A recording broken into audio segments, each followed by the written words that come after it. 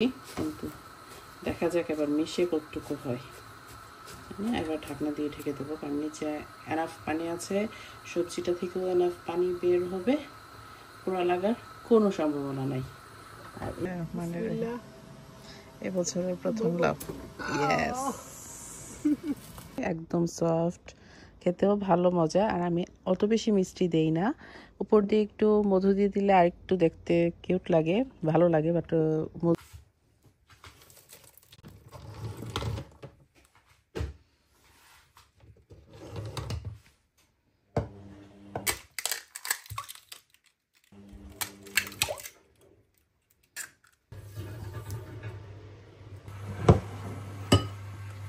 আসসালামু আলাইকুম, সবাইকে ওয়েলকাম জানাচ্ছি জিশাস কিচেনে। সবাই কেমন আছেন? আমি তো আলহামদুলিল্লাহ ভালো আছি। আজকে ভাবলাম জামাইকে একটু সারপ্রাইজ দিই। সে ঘুমাচ্ছে, তো ভাবলাম যে ঘুম থেকে উঠেই যদি এরকম টেবিলের সুন্দর নাস্তা দেখে, সুন্দর মজার তো অবশ্যই, সুন্দর হলে দেখতে তো আরো বেশি ভালো লাগে, একটু কিউট কিউট লাগে। এরকম একটা নাস্তা দেখলে তো মনটা এমনিতেও খুশি হয়ে যাবে, তাই বানিয়ে নিলাম আজকে একটু প্যানকেক।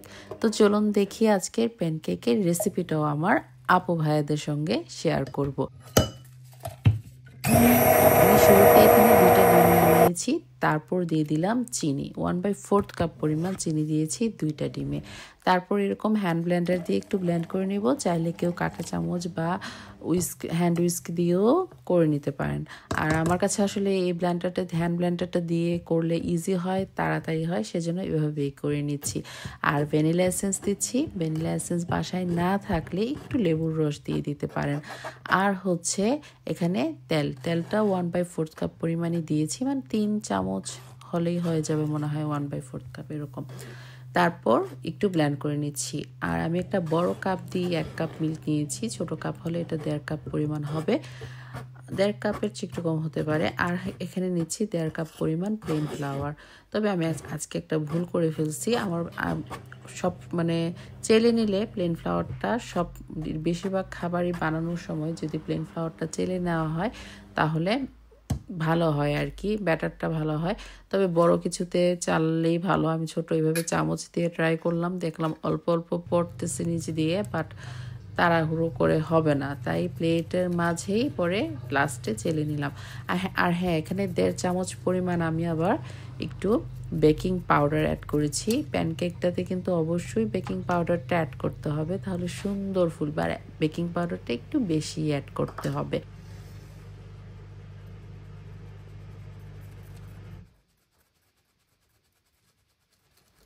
আর এই প্যানকেকটা কিন্তু আমি আজকে যে পরিমাপে করেছি, এভাবে সেম পরিমাপে করে দেখবেন, যারা নতুন একদমই পারফেক্ট হবে এবং অনেক বেশি টেস্টি হয়েছিল। আমার কিন্তু বাসায় আমি যখন ভয়েস দিচ্ছি আর কি, একটাও বাকি নাই, সবগুলা খেয়ে ফেলছে, সব বাদ। রাফানের বাবাই হাফ শেষ করে ফেলছে, তারপর খুকি আসছিল, ননদ আসছিল, ওকেও আমি দিয়ে দিছি। আমি তো কুটকুট করে কাজ করছিলাম আর 1-2টা করে খাচ্ছিলাম। আমি আবার আমি যে পরিমাণ মিষ্টিটা দিয়েছি আর কি, সুগারটা অ্যাড করেছি, সেই পরিমাণে এত বেশি হয় না, মানে নর্মাল থাকে। আমি নর্মালি একটু চিনি কমই খাই, তাই দেখা যায় যে অল্প দিয়েছি, মানে ভালোই খেতে মজা হয়েছে। আর এই যে ব্লেন্ডার দিয়ে ব্লেন্ড করলে সুন্দর ব্লেন্ড হয়ে যাবে, দানা দানা থাকবে না, একদমই পারফেক্ট হবে। আর অপর পাশে কিন্তু আমি প্যান বসিয়ে দিয়েছি, আর আমি এবার একটু একটু করে বানিয়ে নিচ্ছি। এটা এমনিতেই রাউন্ড শেপ, মানে গোলাকার শেপ হয়ে যাবে, তো ছোট ছোট করে বানিয়ে নিচ্ছি যেন দেখতে একটু কিউট কিউট লাগে। আর প্যানে কিন্তু তেল কিছুই ব্রাশ করা লাগবে না, কারণ আমি ব্যাটারটাতে তেল দিয়েছি, তাই নিচ দিয়ে লেগে যাবে না। আর চুলাটা লো ফ্লেমে রাখবো, লো ফ্লেমে রেখেই আমি আজকের এই প্যানকেকগুলো বানাবো। ঢেকে দেওয়ার দরকার নেই, না ঢাকলেও এটা হবে। আর হচ্ছে 1 মিনিট এরকম যে এরকম বাবলসের মতো উপর দিয়ে ছিদ্র ছিদ্র ভাব চলে আসবে, তার মানে এবার আমি অপর পাশটা উল্টিয়ে দিব। এখনও ঠিক এরকমই 30 সেকেন্ড বা 1 মিনিটের মতোই রাখবো, অপর পাশটাও আমার হয়ে আসবে। এভাবে করে আমি সবগুলো প্যানকেক বানিয়ে নিয়েছি। আর এই যে দেখুন, একদমই পারফেক্ট হয়েছে, একটাও নষ্ট হয় না। আর এতটাই সফট হয়েছে, আমি আসলে ভুলে গিয়েছিলাম যে একটু ছিঁড়ে দেখাই। আমি কিন্তু খাচ্ছিলাম, 1-2টা খাচ্ছিলাম আর বানাচ্ছিলাম, ভুলে গেছি। তো এই তো, অন্য আরেকদিন করলে ছিঁড়েও দেখাবো, কিন্তু একদমই পারফেক্ট হয়েছে। এবং সেম ওয়েতে আপুরা বানালে, নতুন যারা আর কি, মানে যারা নতুন দেখছেন আর অনেক পারদর্শী আপুরা তো আছেন, তাদের বলছি না, তারা তো আমার থেকেও ভালো পারেন অবশ্যই। তো ভালো কিছুই পারি না আসলে, জাস্ট রেগুলার রান্না বান্না করি আর একটু একটু ট্রাই করি আর কি, যে এটা বানাই ওইটা বানাই। তো অনেক সুন্দরও হয়েছিল, আবার খেতেও মজা হয়েছিল। তো ননদও চলে আসলো, এবার চলুন দেখি।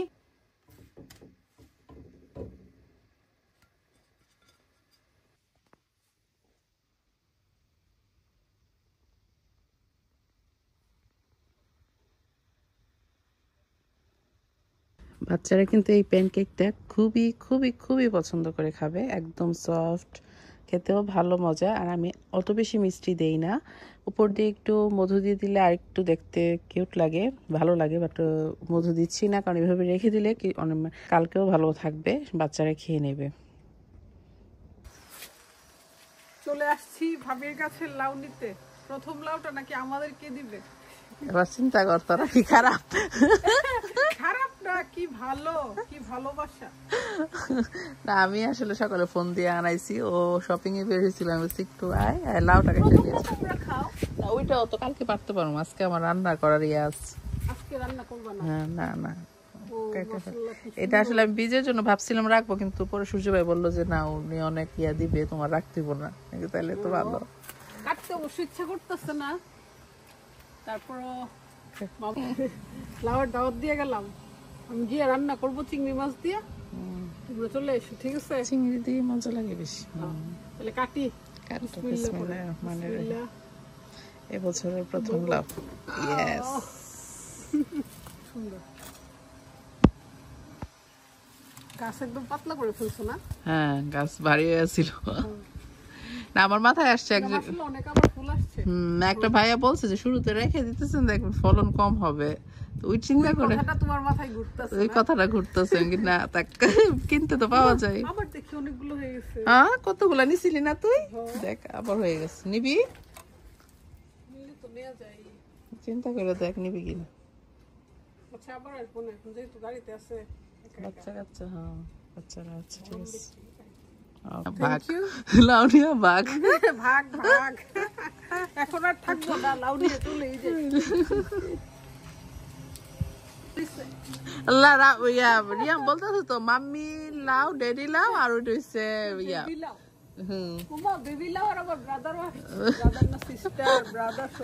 বাচ্চারা এগুলো ওই পেপা পিক দেখে দেখে সব ইয়া বানা ফেলে, মাম্মি ড্যাডি। অনেকগুলো আসতেছে এবার তো লাউয়ের বাম্পার ফলো ভাইয়ের কাছে। এবার জানি না, এবার তো নাও হইতে পারে, আল্লাহ ভরসা, আল্লাহ চাইলে হইতেও পারে, আল্লাহ আমাদের সবার রিজিকে হবে। হ্যাঁ, আমি অবশ্য সবাইকে বাইটে দিয়ে দিই, কারণ লাউ তো আসলে এত খাওয়া যায় না। তো আর গাছেরটা তো আমরা পাইও না, দোকানে দেখে আসছি। ওগুলো রান্না করলে একটু এত তাড়াতাড়ি ইয়া হয় না, পানি একবারে পানি দিতে হয় না। আর কি এক্সপেন্সিভ এটা বলো। এক্সপেন্সিভ তো অবশ্যই। কত কেজি হবে? 2 কেজি তো হবে না, আরো বেশি হবে, ছোট 3 কেজি হবে, তাহলে 15-16 পাউন্ড। হ্যাঁ, মানে 12-13 এরকম পাউন্ড হবে। এখন তো সামার, এখন মনে 4-5 পাউন্ড, 4 পাউন্ড মনে হয় কেজি হবে। Thank you. আরে বাবা, বাজার দিয়ে দিব তোমার জন্য। Okay, thank you. আমি বলে দিচ্ছি তোর বাইরে এক নিয়ে আসতে। মান্না মান্না ঢুকে মান্না। হ্যাঁ, আমরা যাবো না, আমরা যাবো স্কুলে, মান্না স্কুলে, মান্না স্কুলে যাবো না, চলো পরে যাবো না। প্যানকেক খাও, ঘুমাইতেছে সেজন্য বের হয় না। এই যে আমি প্যানকেক বানাইছি, ইসালাল আলী। ওরে বাবা রে, ও তুমি খাও একটু। আসলে রান্না বান্না, খাওয়া দাওয়া কিছুই ভালো লাগছে না, আসলেও ভালো লাগে না, এরকম একটা অবস্থা। কোনো কিছুই অতিরিক্ত ভালো না, এটাই হচ্ছে কথা। যখন ইয়ে থাকে, যে শীতের দিন থাকে আর কি, উইন্টার থাকে, তখন মনে হয় যে একটু যদি গরম লাগতো, একটু যদি, এত ঠান্ডায় তখন নিচে নামতে ইচ্ছে করে না, কোনো কাজ করতে ইচ্ছে করে না। আর এখন এত গরম যে কিচেনে আসতে ইচ্ছে করে না, কন্টিনিউ চোখগুলা মনে হয় যে জ্বলতেছে, এরকম একটা অবস্থা। তখন যখন মনে হয় যে একটু চকচকা বাইরে রৌদ্র দেখবো, সেই দিনটার জন্য ওয়েট করি যে একটু বাইরে চকচকা রোদ উঠবে, ভালো লাগবে। আর এখন রোদে যাওয়া যায় না। এই আর কি। এই যে ডুকাটা বানিয়ে রাখছিলাম, সে ডুকাই বলি আমরা, সেই জন্য ডুকা বলে ফেললাম, মানে লাউয়ের ডগা আর কি, যে বানাইছিলাম ওই দিন। রান্না করা হয় নাই, কারণ আমি একটু বাসা থেকে বের হইলে আবার রান্নার একটু প্যাঁচ লেগে যায়, বাচ্চাদের বাইরে খাওয়াই ফেলি। বা বেগুনটা একদম ফ্রেশ, এখানে আবার সুন্দর বেগুন পাওয়া যায়। আবার আমি না দেশে যখন ছিলাম বেগুনে আমার খুব অ্যালার্জি হইতো, কিন্তু এখানে বেগুনে অ্যালার্জি হয় না।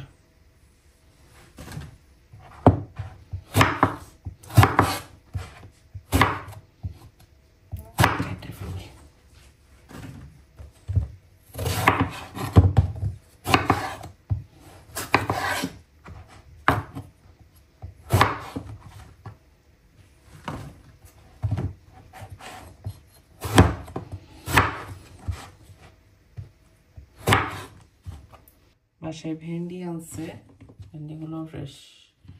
এখনকার সময় আবার সব সবজি একটু ফ্রেশ ফ্রেশ পাওয়া যায়।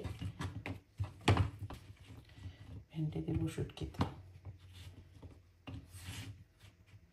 শুটকিটা একটু রান্না করে রেখে ও খাওয়া যায়, ভালো লাগে।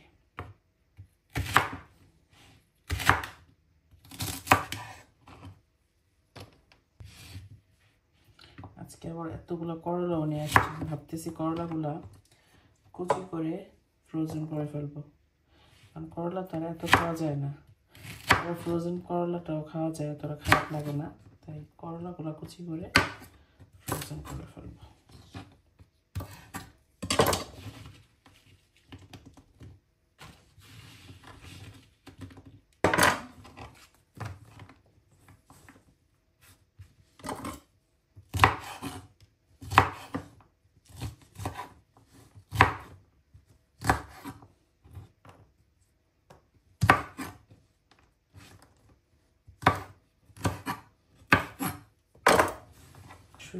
শুটকিটা বেশ মজা হয়।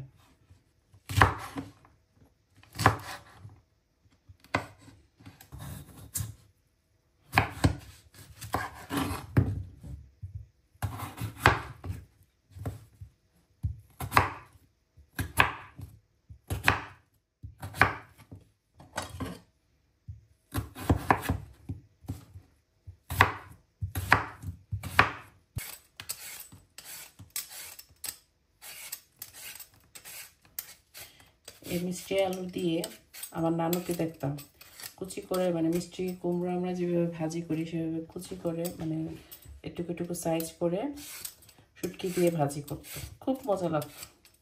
আমি করলেও এরকম মজা লাগে না, ওই সময় যে মজা লাগতো। একটু শক্তই কাটতে গেলে।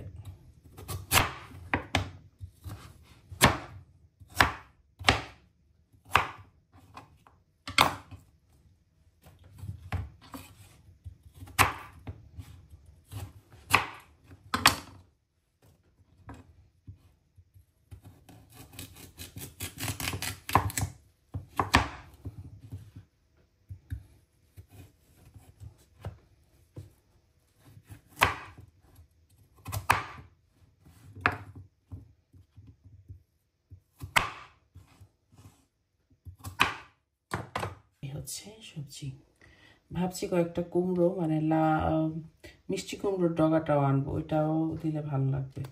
তো চলো নিয়ে আসি, এক দুইটা ডগা দেখি। এই যে এখান থেকে কয়েকটা কেটে নিচ্ছি। ডগা নিচ্ছি কারণ ডগাটা নিলে গাছ আরো ছড়বে।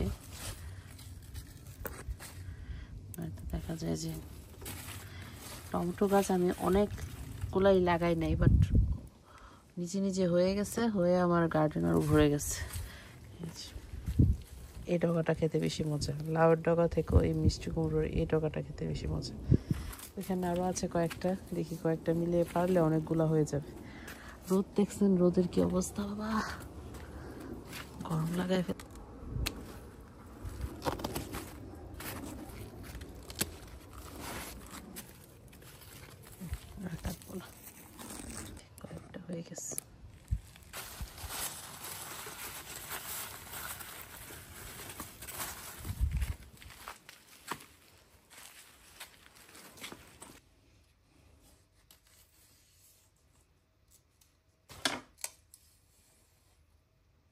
মজা মূলত এই ডোকাটাই।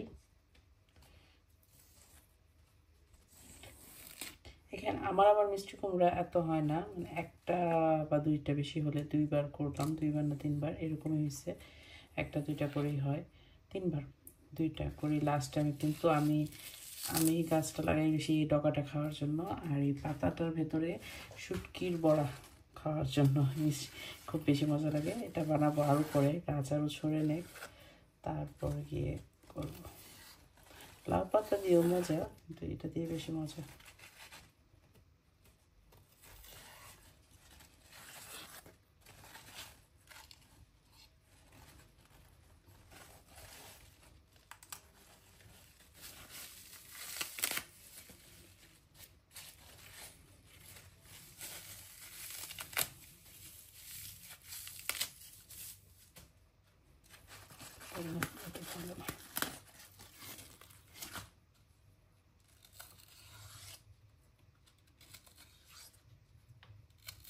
এখানে আসলে মাটি ভালো, মানে মাটিও তো আমরা কিনেই আনি, সেজন্য দেখা যায় যে 2-3 মাসেই গাছের সব কিছু খাওয়া যায় একটু যত্ন করলে।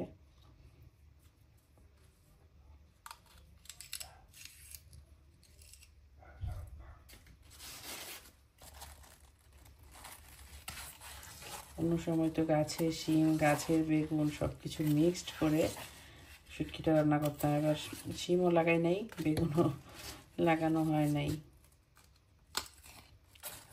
কিন্তু এখন আফসোস লাগতেছে, লাগাই ফেললে ভালোই ছিল।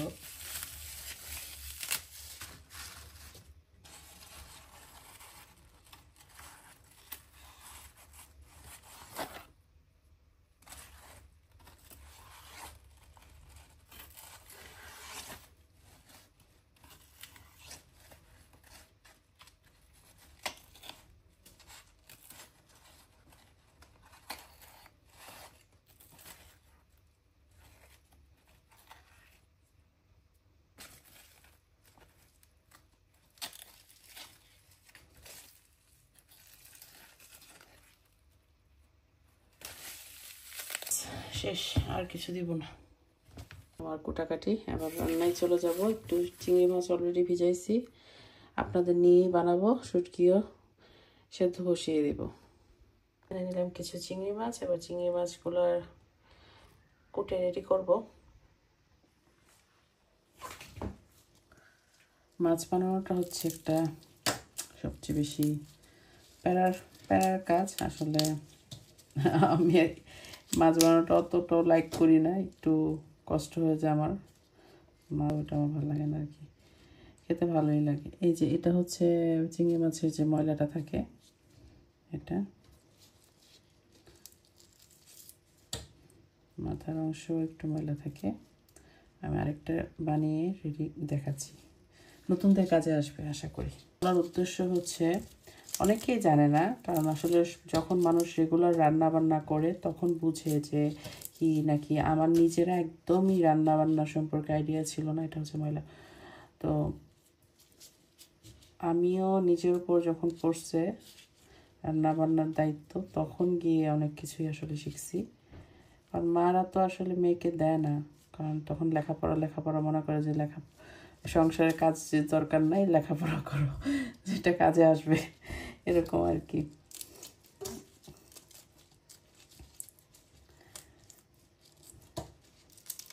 তারপর আসলে এক সময় মাথার উপরে পড়ে যায়, নিজে যখন ছেলে মেয়ে হয়। এই যে মাছ বানানো হয়ে গেছে, এবার ভালো করে ওয়াশ করে নেব, লবণ দিয়ে ভালো করে ওয়াশ করবো। শুটকিগুলো দিয়ে দিই, এগুলো হচ্ছে চ্যাপা বা শীতল, যে নামে চেনেন। তো এগুলো সিদ্ধ হতে থাকুক, অপর পাশে আমি কাইটা বসিয়ে দিচ্ছি আর কি। পানি দিয়ে দিচ্ছি,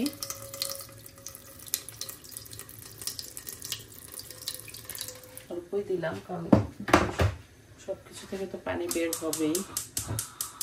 লবণ গুঁড়ো একটু বেশি দিতে হবে, যেহেতু শুটকি একটু ঝাল না হলে ভালো লাগে না। একটু ধনিয়া না দিলেও হয়, আজকে দিলাম আর কি। হলুদ, ব্যাস, আর কিছু দিব না।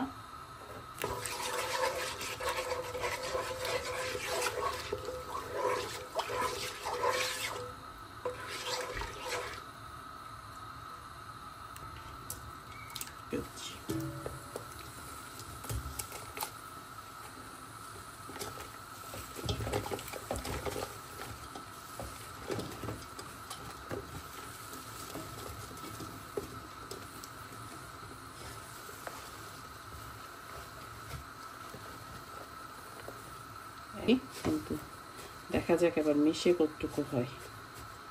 এবার ঢাকনা দিয়ে ঢেকে দেবো। এদিক দিয়ে শুটকিটা মোটামুটি একটু চটটুকু আসছে আর কি, দেখি নিচ দিয়ে কেমন। আর একটু হবে, আর একটু শুটকি রয়ে গেছে, আর একটু সেদ্ধ হবে।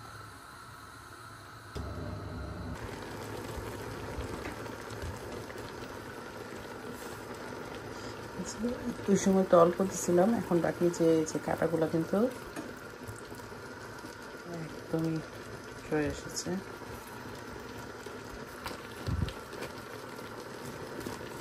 দেখ খুব লোভনীয় লাগছে, মানে মজাই হবে। আর একটা মজার ব্যাপার হচ্ছে শুটকির এই রসুন আর কাঁচামরিচ দিয়ে দিচ্ছি।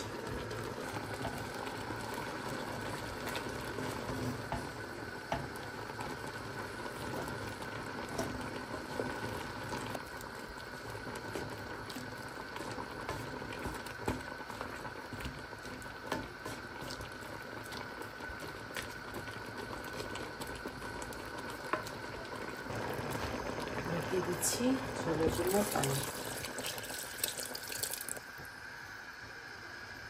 গরম তো এত শুকনো শুকনো করবো না, একটু হালকা পাতলাই রাখবো, কারণ গরমের মাঝে একটু ঝোল টাইপের কারি খাইতে কিন্তু বেশি ভালো লাগে।